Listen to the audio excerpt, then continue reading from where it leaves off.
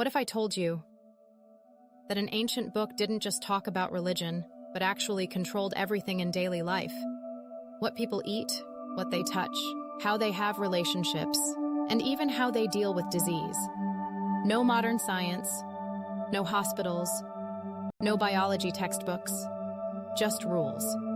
Strict rules. This is the Book of Leviticus.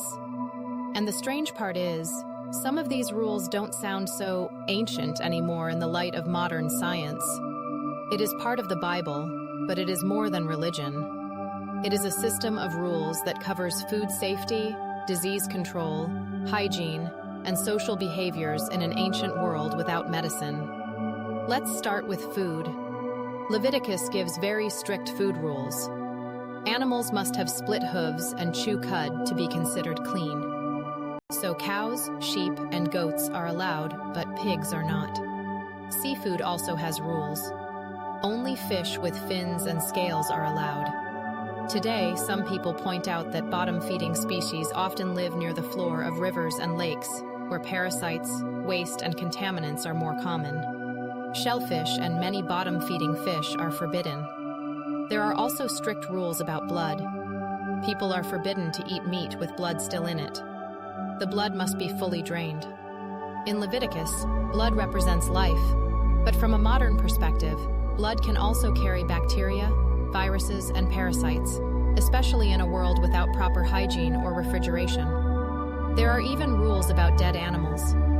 Any animal found already dead or that dies naturally is considered unclean. People are told not to eat it and to avoid contact with it. In ancient times, this may have reduced exposure to disease, contamination, and unknown causes of death in animals. What may look like religious rules today could also have functioned as early health protection in the ancient world. Now move to another area: disease. Leviticus describes skin diseases in detail. People with visible skin conditions are separated from the community and examined by priests. If the disease spreads, they are isolated outside the camp. In modern terms, this is similar to quarantine. It prevents contagious diseases from spreading in a dense population. There are also rules about mold in houses. If mold appears on walls, the house must be inspected. If the mold spreads and cannot be removed, parts of the house may be destroyed. This looks extreme, but in reality, mold can cause serious respiratory illness and poisoning in closed environments. Now, sexual behavior. Leviticus gives strict boundaries around sexual relationships. It forbids incest, meaning sexual relationships between close family members, like parents, siblings, and close relatives. Today, modern genetics clearly shows the dangers of inbreeding. When close relatives have children together, harmful genetic mutations are more likely to be passed down, increasing the risk of birth defects, physical deformities, weakened immune systems, and inherited diseases. History gives us famous examples of this. The Habsburg royal family in Europe practiced generations of intermarriage between close relatives to preserve power and bloodlines. One of the most well-known cases was Charles II of Spain, who suffered severe physical and mental health problems linked to extreme inbreeding. He became famous for the Habsburg jaw, a major facial deformity caused by generations of close family marriage. Leviticus also sets rules about adultery and other forms of sexual conduct. These rules were not only moral codes. In ancient societies, they also helped protect family structure, inheritance lines, and social stability. Again, this does not look random. It looks like a complete survival system.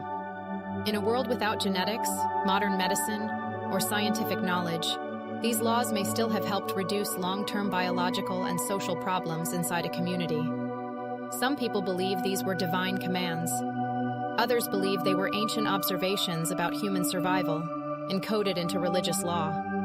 And some think both explanations may be true at the same time. If we look at Leviticus through a modern lens, something interesting appears. Many of these rules may have been far ahead of their time, not because they used modern science, but because they accidentally aligned with principles we understand today. These rules may have created a structured system that reduced health risks, strengthened discipline, and built strong group identity. And this is where the argument becomes important. If a community strictly followed these rules in a harsh ancient world, they may have had a real survival advantage. Fewer diseases, stronger social structure, clear identity boundaries, and consistent daily discipline. Over time, those small advantages can become long-term resilience. This does not mean the laws were scientific in a modern sense, but it does suggest they may have been effective. At least, the Jew proved that it works. And that effectiveness could be one of the reasons these traditions lasted for thousands of years, shaping one of the most durable cultural systems in human history, the Israelite society. Subscribe for more video like this if you're interested. Let me know in the comments.